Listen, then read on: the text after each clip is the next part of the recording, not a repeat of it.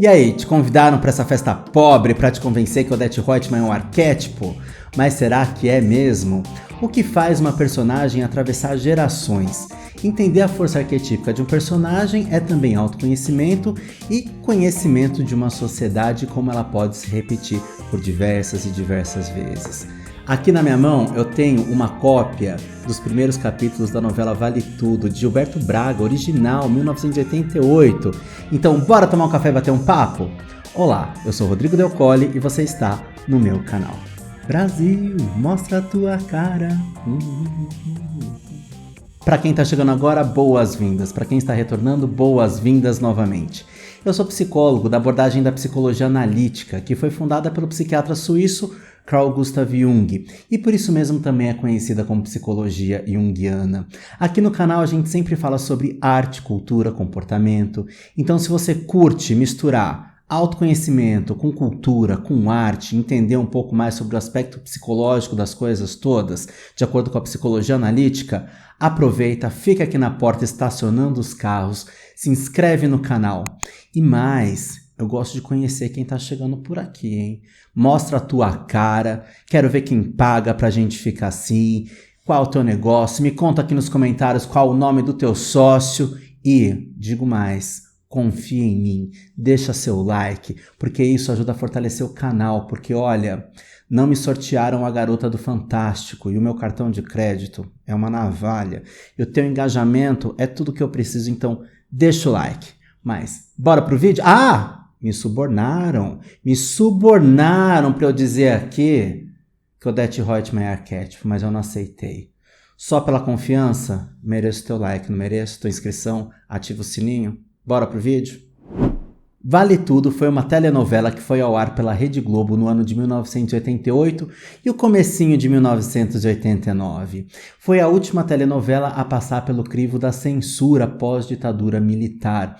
Vale Tudo foi ao ar antes mesmo da Constituição atual do Brasil, a Constituição Federal de 1988. Vale Tudo, eu tenho a cópia aqui, ó, foi escrita por Gilberto Braga, Leonor Baceres e Aguinaldo Silva. Muita gente não sabe que Aguinaldo Silva também escreveu aqui e logo depois emendou Tieta do Agreste. Tieta, né? Apenas Tieta, baseada na história Tieta do Agreste. Mas eu tenho aqui, gente, esse preciosismo, esse presente que eu ganhei da minha amiga Adélia Nicoletti, dramaturga, que teve a oportunidade de participar de uma oficina de autores da Rede Globo, e ela ganhou. Vale Tudo é tida como a novela mais redondinha, mais perfeita dentro do gênero de telenovela. Aqui a gente pode descobrir algumas curiosidades antes da gente ir para o vídeo. Inicialmente, o pai de Maria de Fátima chamava Gerson e não Rubens. Maria de Fátima não chamava Maria de Fátima, chamava Laís. Mas a grande vilã Odete Roitman sempre foi Odete Roitman. Mas ela não aparece aqui não, porque aqui são os primeiros capítulos. E na versão original ela só chegou lá pelo capítulo 26, 30, não me recordo ao certo. Mas por que é importante a gente falar sobre Vale Tudo? Vale Tudo, ela retratava a época. Mas será que é importante trazer essa mesma contextualização para os dias de hoje? Ou como que essa contextualização vai ser trazida para os dias de hoje? Já achei interessante que nesse remake que está estreando hoje, dia 31 de março, esse vídeo está indo ao ar 31 de março de 2025, dia da estreia, né? E acho que muitos já sabem, né, que Vale Tudo está sendo refilmada, né, com os novos ares, dessa vez escrita por Manuela Dias, autora de Amor de Mãe e outras dramaturgias, teledramaturgias, né? Mas o que faz, por exemplo, Vale Tudo ainda ser importante nos dias de hoje? A gente vai conversar sobre isso aqui sim. E a gente vai fazer esse paralelo com o autoconhecimento e também com a questão da sociedade, porque a gente entende que Vale Tudo refletiu a sociedade de uma época. Porque aquele período estava muito turbulento, o questionamento maior do Gilberto Braga era: vale a pena ser honesto no Brasil?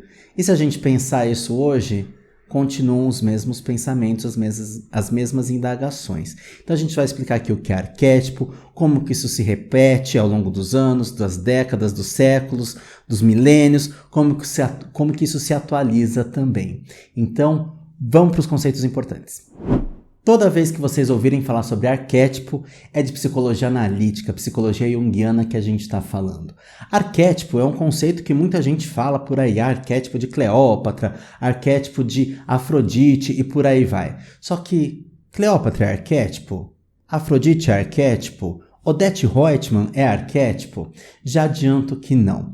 Arquétipo é uma forma universal de comportamento, uma espécie de roteiro, de modelo, de padrão de comportamento e diz respeito aos comportamentos em si. Então, por exemplo, o medo é um arquétipo, a maldade é um arquétipo, a bondade é um arquétipo, o amor é um arquétipo e por aí vai. São comportamentos, são verbos, formas de agir.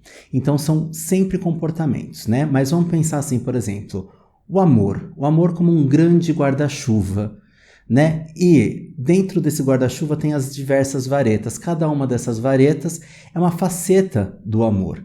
E como que a gente sabe sobre essas facetas do amor?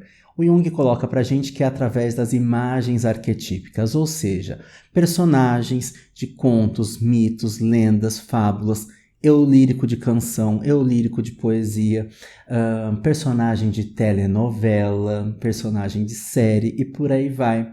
Porque tudo isso entra dentro daquilo que a gente considera mitologia, essas histórias, né, que muitas, né, mitologias, na verdade, elas dizem respeito a deuses. Ok, mas os contos, as lendas, as fábulas também dizem relação às vezes com o humano, com animais.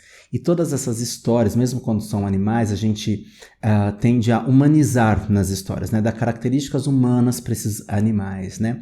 Portanto, leão não é arquétipo. Sinto frustrar você que chegou aqui achando, ou até se convencendo, se gabando aí pro coleguinha do lado, dizendo que leão é arquétipo, vou ativar o arquétipo do leão. Leão não é arquétipo, porque você não leoniza, nem os leoninos. Você não leoniza. Por quê? Porque arquétipo é comportamento, é relacionado a comportamento. Então, vilania. Vilania é um arquétipo. A maldade, ela é um arquétipo. Mas olha que curioso, né? Quando a gente fala de Odete Roitman, que foi essa grande matrona, poderosa, dona da TCA, né? Que era uma empresa de aviação, na novela do Gilberto Braga, a Odete Roitman, ela era vilã.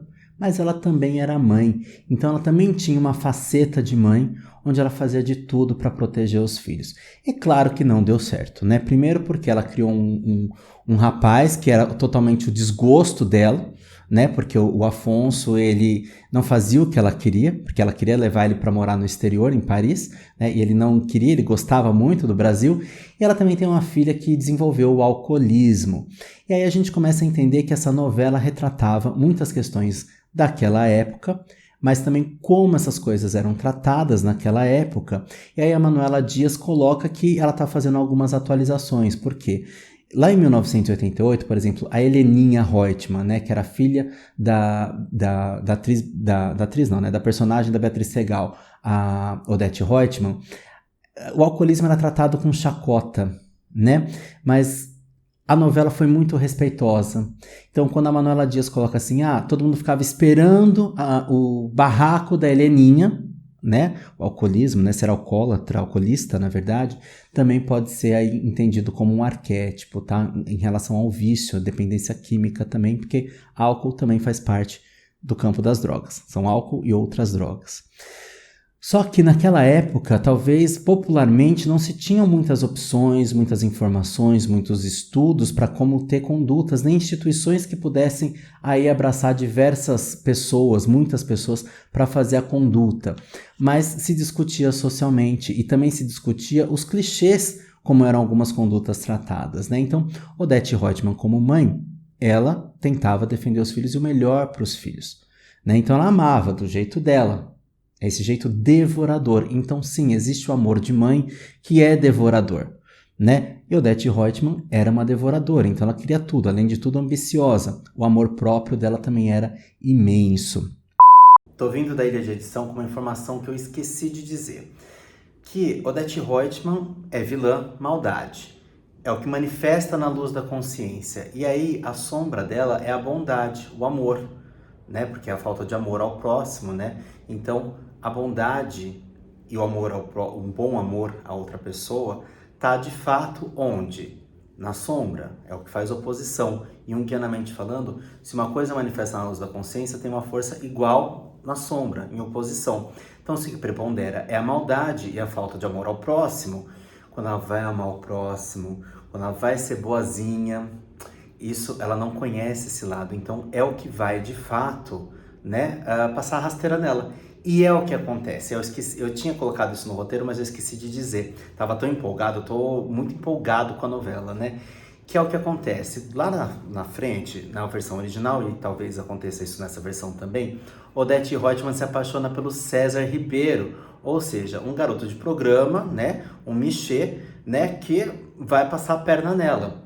Mas ela se apaixona. E a derrocada da Odete Roitman começa, não é a morte dela, começa quando ela se apaixona pelo César. E ela fica ali, ó, caidinha por ele. E ela não consegue entender. Mas aí ela começa a ficar até um pouco imprudente. Quem assistiu a versão original lembra. Então é isso. Se a gente não conhece a nossa sombra, seja ela positiva ou negativa, quando a gente é tomado por um complexo, no caso dela, o amor virou um complexo, né? Algo bem difícil dela entender como que é, passou a rasteira nela, disse que a gente foi tomado pelo complexo. O complexo constelou e a sombra veio e passou uma bela de uma rasteira, hein? Odete Roitman, quem diria? Amava e também tem um lado materno, porque a gente só identifica muitas vezes o que prepondera, mas mesmo o que não prepondera, o que está na sombra, está escondidinho, a gente também tem acesso. Já imaginou se o Odete Roitman tivesse feito análise? O que seria? O que você acha que teria acontecido com Odete Roitman se ela tivesse feito análise? Conta aqui nos comentários. Mas a gente também tem uma outra vilã nessa novela, que é a Maria de Fátima, que é ambiciosa, mas aí a gente começa a ter duas vilanias diferentes, né? Não me cabe aqui analisar se Maria de Fátima era psicopata, sociopata mesmo ou não, mas ela tem grandes possibilidades porque a Maria de Fátima, que na outra versão foi interpretada pela Glória Pires e agora pela Bela Campos, a Maria de Fátima ela não tinha muito remorso das coisas, não. Ela queria se dar bem, ela buscava fazer as coisas para se dar bem, ela vivia dizendo que ela queria ajudar a mãe, mas ela também não tinha remorso de tirar a mãe de perto. Ela vendeu a casa da própria mãe, deixou a mãe sem casa, sem ter onde morar, para ir se dar bem no Rio de Janeiro, né? Então, não tinha muito remorso ali, tinha muito também um amor próprio também, mas não tinha muito remorso. Então, para ela era natural vender o próprio filho, né? Negociar o próprio filho, porque enfim, ela tinha um amor próprio, ela queria era se dar bem.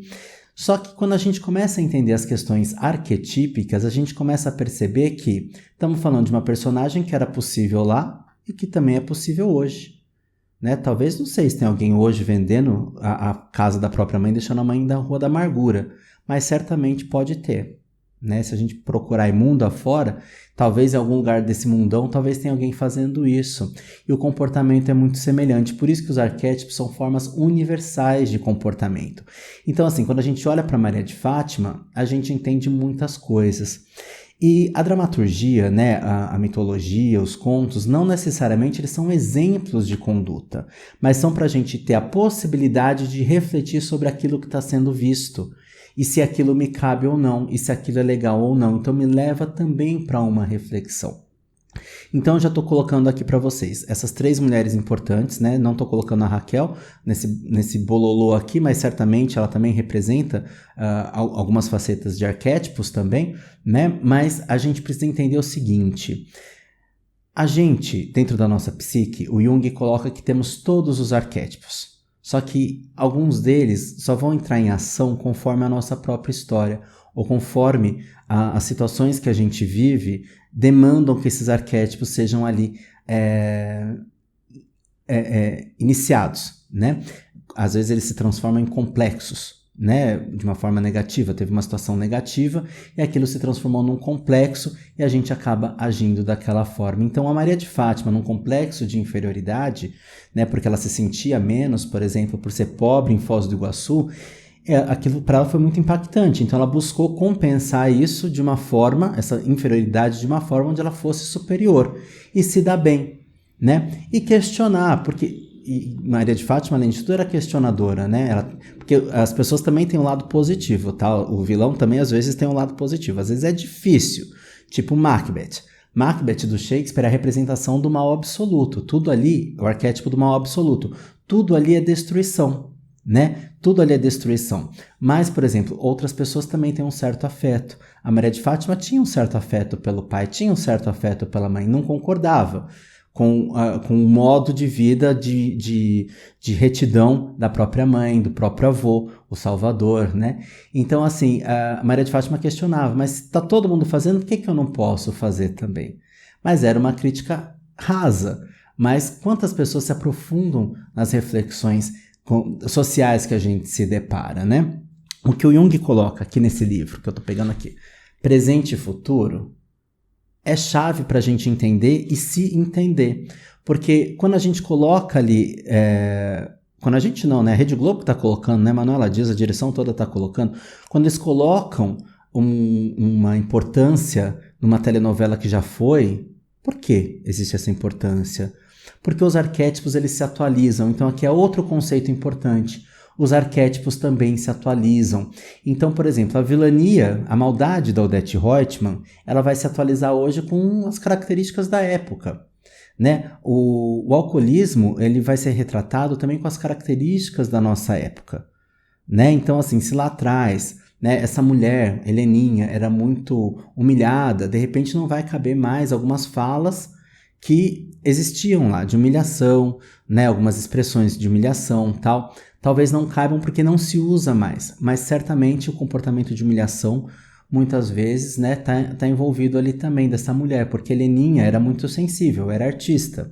Pelo alcoolismo, ela perdeu a guarda do filho, né? Então, são situações que podem acontecer hoje, né? Só que frases que eram ditas antes talvez tenham caído em desuso com o tempo, mas o comportamento continua o mesmo. Então, certamente uma frase vem para substituir. Então, se Vale Tudo está sendo refeita hoje, é porque sim, representa ainda muito da nossa época. Não necessariamente, né, a pergunta vai ser: quem matou Odete Roitman? A gente aqui está numa outra camada. Lá a gente vai tentar descobrir se vai ser outra pessoa que matou a Odete Roitman, se vai continuar sendo a Leila, se a Manu Deis vai colocar outra pessoa, mas a pergunta é: Odete Roitman morreu? Né? É disso que nós estamos falando.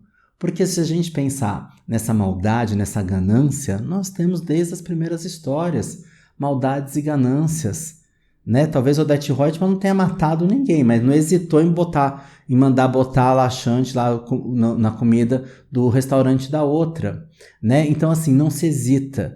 Então, se a gente está falando, por exemplo, lá do Hamlet, do Macbeth, ou de outras dramaturgias, né, que se mata para ter o poder, quantas pessoas se mata literalmente ou simbolicamente, né? Porque se Odete Roitman mata os sonhos dos outros, né, porque ela precisa do poder, né?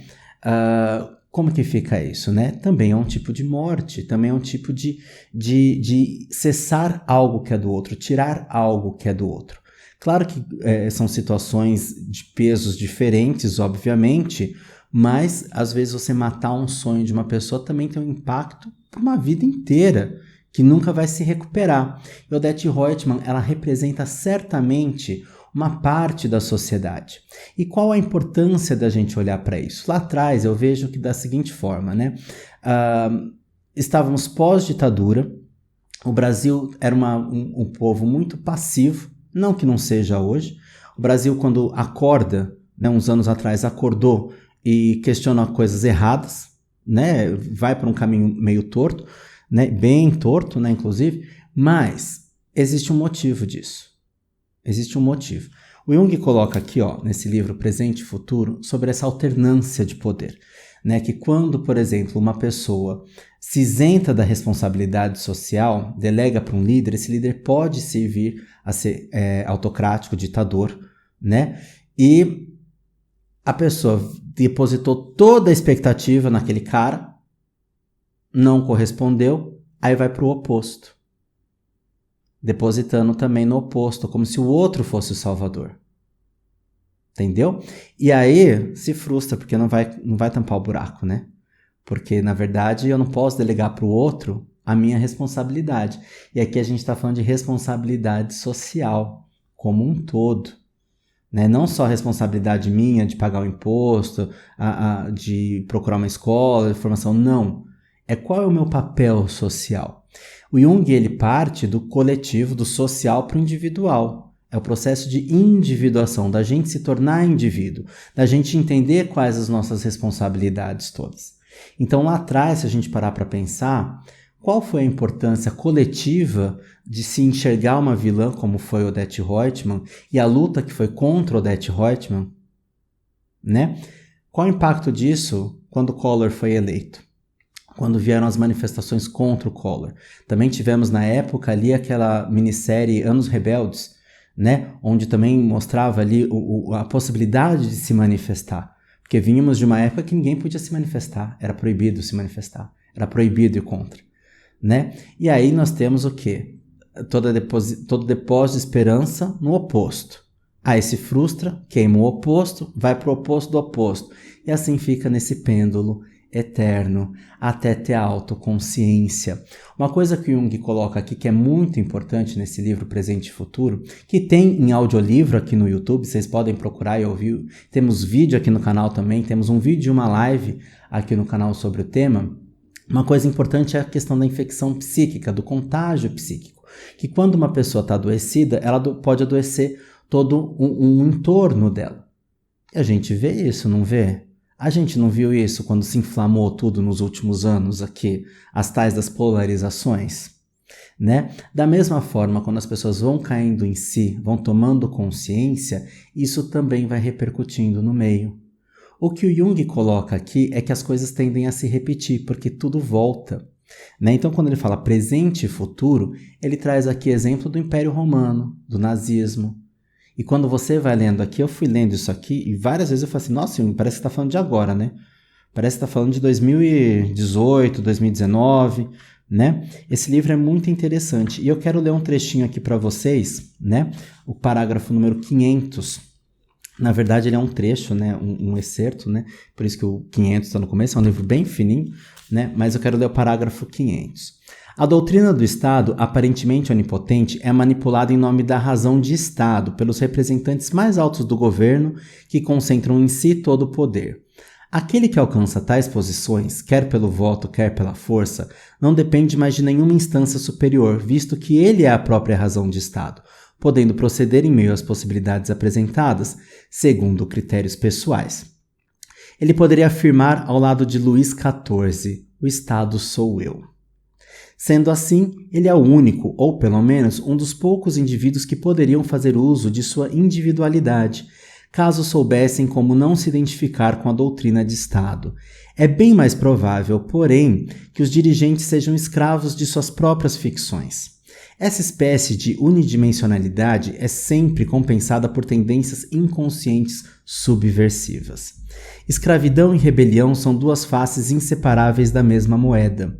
Todo organismo é perpassado, de ponta a ponta, pela inveja do poder e pela desconfiança. Além disso, para compensar a sua falta caótica de identidade, uma massa pode gerar um líder, que infalivelmente se torna vítima de sua consciência do eu inflada, e do qual a história nos oferece inúmeros exemplos. Ou seja, líderes às vezes veem oportunidades numa massa que não se conhece, que não conhece quais são as suas necessidades, então propõe solução.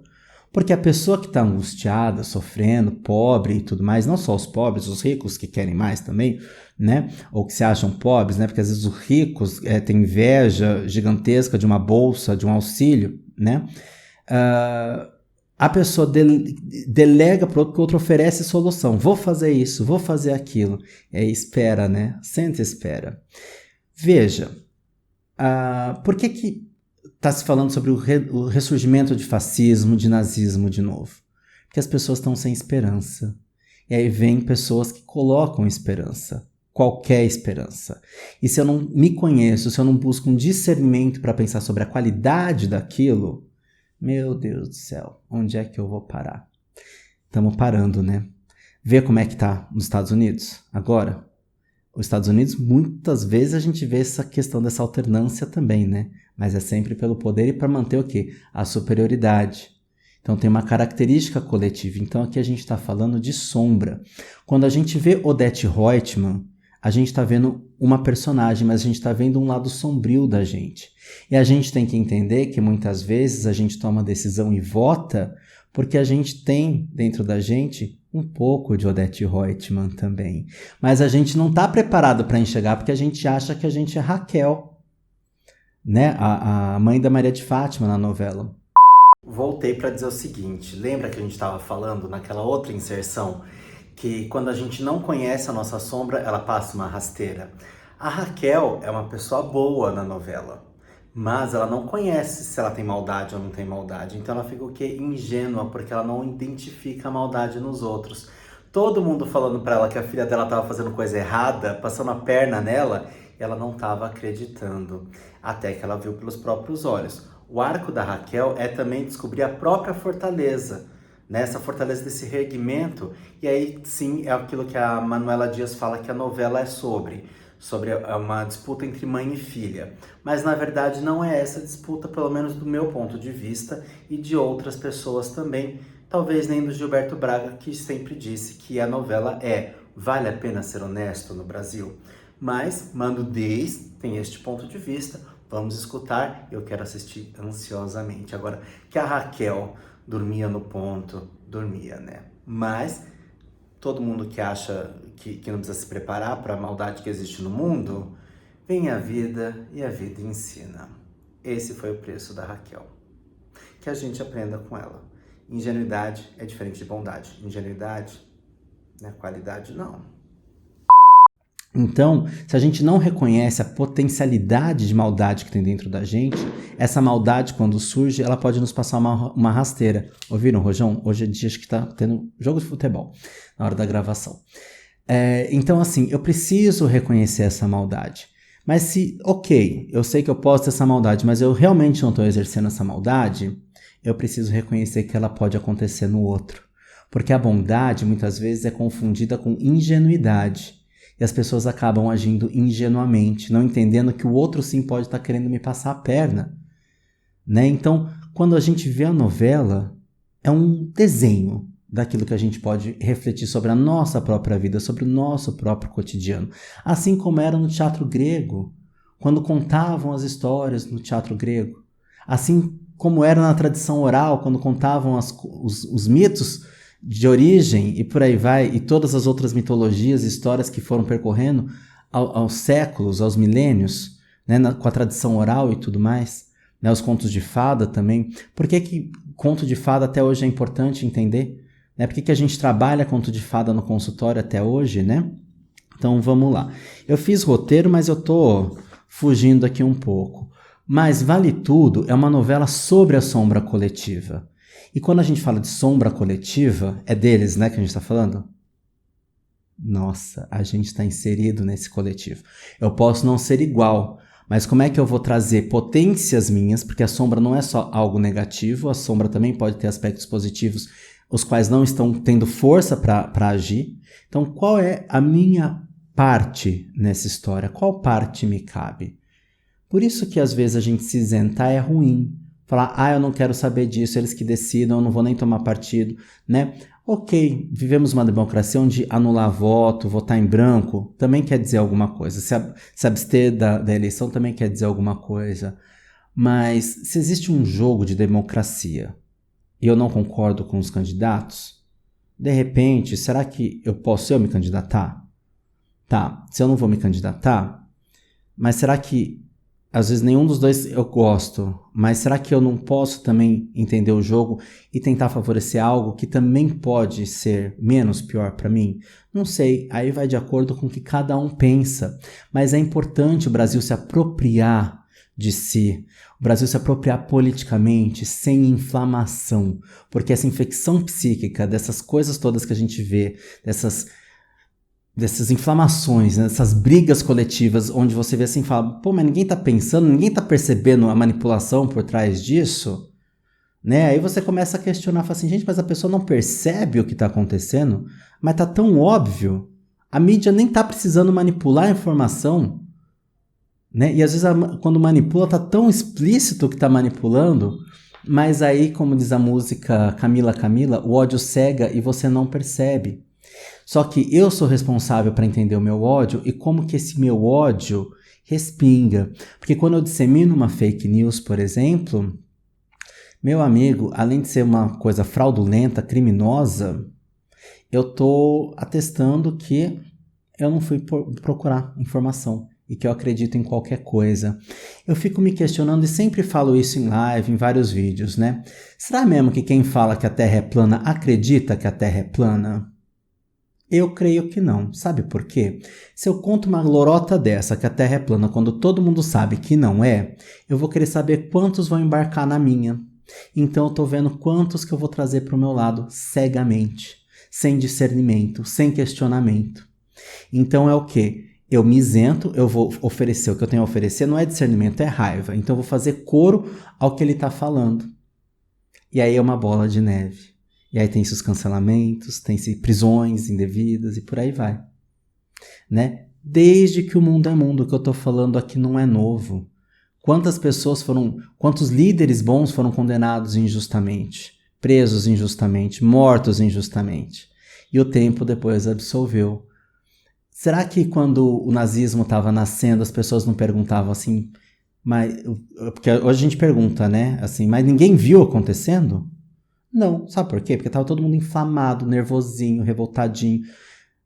Como que era na época? Sei lá, talvez distribuindo um panfleto, gritando na rua. Hoje é como? Na rede social. Se atualiza, o arquétipo se atualiza. Então, certamente, quando a gente for ver Odete Roitman hoje, a ganância vai estar ali. Maria de Fátima, a ganância vai estar ali. Ela não vai ser modelo, igual na versão original. Ela vai ser o quê? Quer ser o quê? Influencer. Né? Já estava fazendo dancinha de TikTok ali no teaser, né? Então, assim, a tomada de consciência, ela pode vir também com uma obra de alcance nacional, porque todo mundo vai discutir. É claro que naquela época de Vale Tudo, as novelas, quase todas as TVs estavam ligadas em Vale Tudo e o Brasil inteiro comentava sobre isso. Hoje a gente tem mais opção e a novela não tem mais a força que tinha antes, mas algumas coisas saem das pequenas bolhas e alcançam um certo nível nacional de discussão. Então eu espero de verdade que a Manuela Dias consiga fazer esse desafio gigantesco que é atualizar. Tô morrendo de medo, né? Porque Manuela Dias andou dando umas declarações aí que para qualquer fã de Vale Tudo como eu, né, faz a gente passar mal. Mas eu confio na Manuela Dias. Deveria? Não sei. Mas Manuela Dias, eu defendi. Se você um dia estiver vendo isso aqui, Manuela Dias, eu defendi você no Amor de Mãe. Tá? No Twitter, inclusive. Agora, Vale Tudo, gata, desculpa, o meu amor pela novela tá um pouquinho maior, né? Mas pelo que eu andei vendo, eu acho que sim. Tem tudo para ser um grande sucesso e espelhar, sim, o nosso dia a dia de hoje. Porque quem matou Odete Roitman importa, mas será que Odete Roitman morreu? Não. Só que a gente entende na psicologia analítica, né, que no processo de individuação, de tomada de consciência, a gente não vai deletar comportamento, a gente não vai deletar arquétipo. A gente vai entender como aquilo funciona dentro da gente para que aquilo não passe uma rasteira de maneira sombria, de uma maneira inconsciente. Então a gente vai entender, pô, eu sou ganancioso, eu tenho inveja.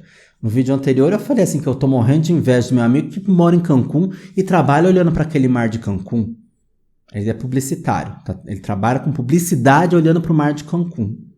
Né? Eu tô morrendo de inveja, mas a minha inveja não tá querendo destruir nada dele. Mas talvez me movimente para ir cada vez mais vezes para o mar, porque, enfim, eu amo o mar. Então eu tenho que entender, mas será que a minha inveja, ela é perniciosa? Né? Eu preciso entender isso também. A gente sabe que Maria de Fátima é invejosa, né? Então a gente precisa entender isso também.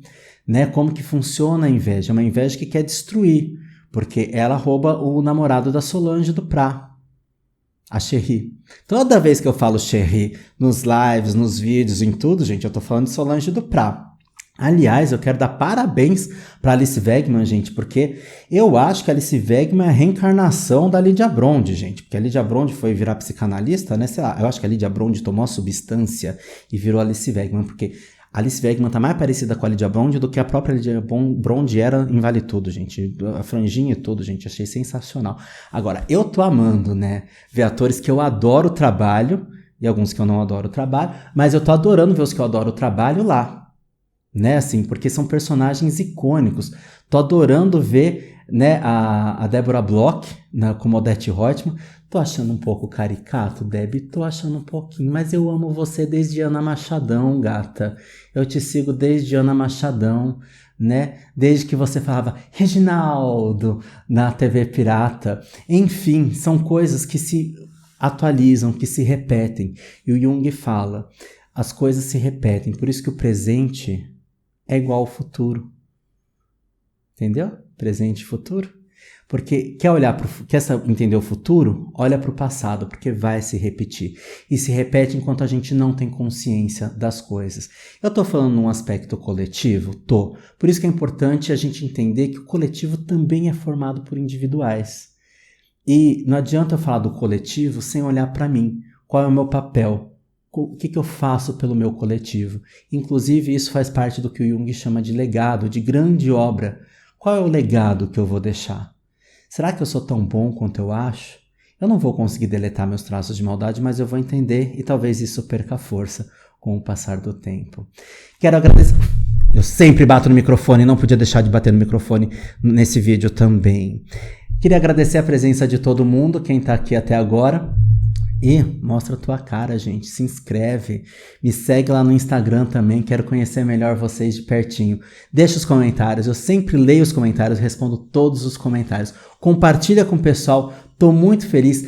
Quero saber, vocês também gostam de Vale Tudo? É a minha novela preferida. São 3. Vale Tudo, Tieta e Vamp. Vamp, a qualidade, assim, muitas pessoas questionam a qualidade da dramaturgia em si, mas tem qualidade. E Vamp é a novela do meu coraçãozinho ali, ó. Cresci assistindo Vamp. Uma delícia, né? Então, esse é meu top 3 de novelas. Me conta aqui, qual que é o top 3 de novela de vocês? Então, quero agradecer a presença de vocês. Me contem tudo aqui. Um grande beijo e até o próximo vídeo. Tchau!